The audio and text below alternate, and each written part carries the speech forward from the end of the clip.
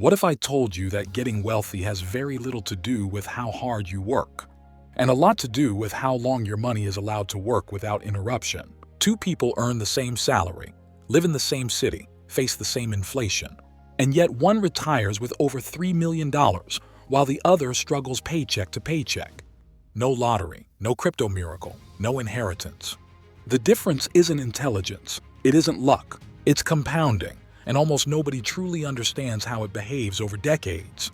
And what makes this dangerous is that compounding doesn't feel powerful in the beginning. It feels boring, slow, almost pointless, which is exactly why most people quit right before it becomes unstoppable.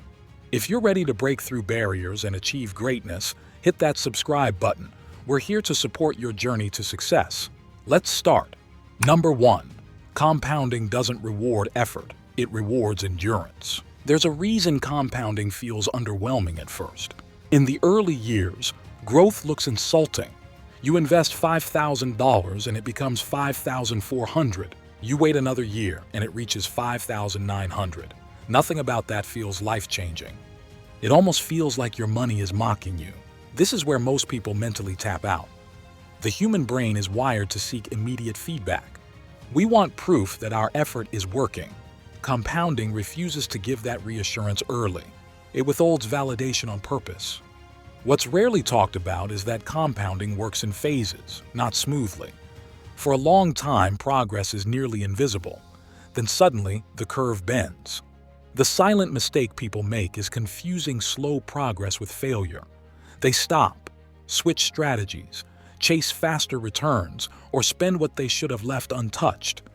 They reset the clock again and again, never staying long enough to reach the explosive phase. Compounding is unfair in the best way. It gives disproportionate rewards to those who simply refuse to interrupt it. And later in this video, you'll see why stopping, even briefly, can cost you more than never starting at all. Number 2. Time is more valuable than the amount you invest. People obsess over how much they invest, rarely over when they start. That's backwards. Someone who invests $300 a month starting at age 25 can end up with more wealth than someone investing $1,000 a month starting at 40, even if the second person earns more and tries harder. This isn't motivational fluff, it's structural reality. Compounding feeds on time the way fire feeds on oxygen. The earlier years don't look impressive, but they build the base that future growth multiplies from. A portfolio growing at 9% doesn't double every year. It roughly doubles every 8 years. That means the money you invest in your 20s could double 4 or 5 times by retirement. The money you invest later may only double once or twice. What quietly sabotages people is the belief that they'll start seriously later when income increases. Later always arrives with new responsibilities, higher lifestyle costs, and less emotional tolerance for risk. Starting late isn't just a math disadvantage, it's a psychological one. Ask yourself this honestly. If your future self could speak to you right now, would they ask you to invest more aggressively later, or to start sooner and stay consistent? Here's the twist most people miss. Early investing isn't about returns. It's about buying time, and time is the only ingredient you can't manufacture later. Number 3. Compounding works just as powerfully against you. Most people only hear about compounding in a positive light. That's half the truth. Debt compounds too, and it's ruthless. The common mistake is treating debt as a temporary inconvenience instead of a long-term wealth destroyer. People invest small amounts while carrying high-interest debt, unknowingly running on a treadmill where progress is canceled out by interest drag. If compounding can turn small investments into millions, what do you think it does to small financial leaks left unchecked for years? The wealthy aren't obsessed with earning more in the beginning. They're obsessed with stopping negative compounding early.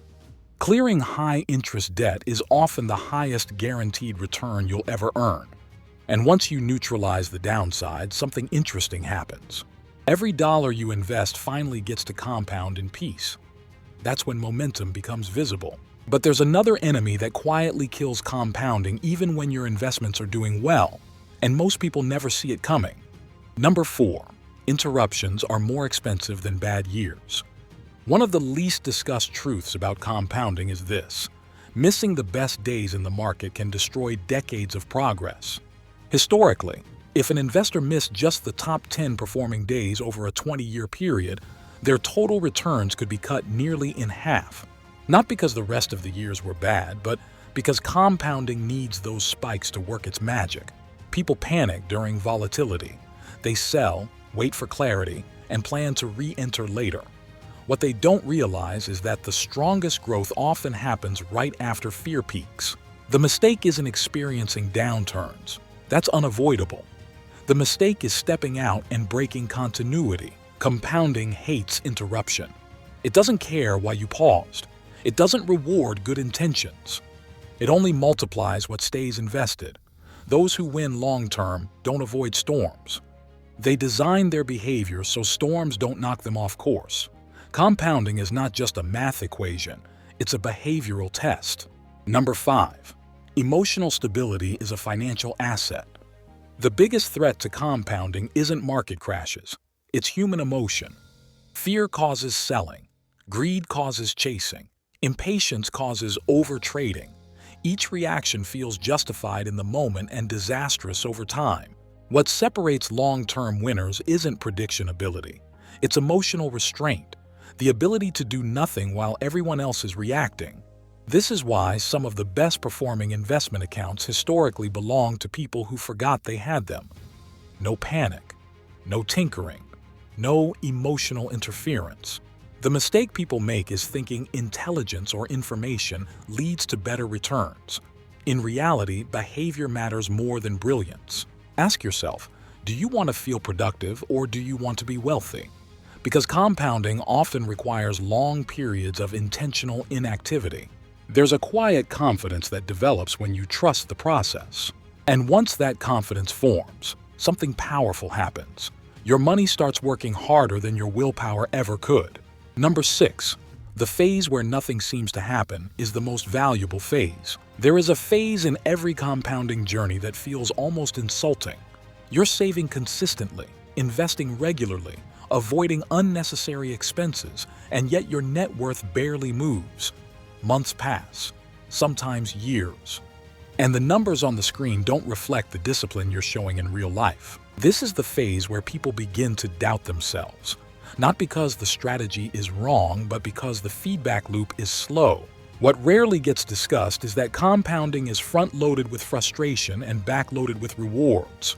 In the early years, most of your growth comes from your own contributions, not from returns. That makes progress feel linear and underwhelming. But underneath that boredom, something critical is happening. You're building the base. And compounding only accelerates once the base becomes heavy enough to create its own momentum. The wealthiest outcomes often come from periods that felt forgettable while they were happening. Compounding doesn't reward excitement. It rewards endurance. It favors those who can stay consistent when there's nothing to brag about, nothing to screenshot, nothing to celebrate. Number 7. Compounding quietly buys you power, long before it buys you luxury. Most people imagine wealth as visible upgrades, bigger homes, nicer cars, expensive lifestyles. But compounding doesn't work that way at first. Its earliest gift isn't luxury, it's relief. Relief from panic, relief from urgency, relief from the feeling that every decision must pay off immediately. As compounding grows, something subtle shifts. You stop needing outcomes right now. You stop chasing every opportunity. You stop reacting emotionally to short-term setbacks, and that emotional distance becomes a form of power.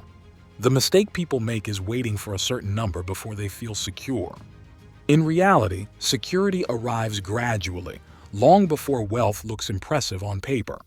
It shows up when your savings can absorb a surprise expense, when a bad month doesn't derail your entire life, when you can walk away from a bad deal instead of accepting it out of fear. Over time, your money begins to create breathing room. That breathing room improves decision-making. Better decisions lead to fewer mistakes. Fewer mistakes allow compounding to accelerate even faster. It becomes a quiet feedback loop where stability fuels growth, and growth reinforces stability. Eventually, compounding doesn't just increase your net worth. It changes how you carry yourself. You become harder to pressure, harder to manipulate, harder to rush. And this internal shift is something no market crash can take away. Compounding isn't about predicting the future. It's about positioning yourself so the future can't ignore you. It doesn't demand perfection. It doesn't care about timing brilliance. It simply asks for consistency, patience, and emotional control over long periods of time. The real transformation isn't that your money grows.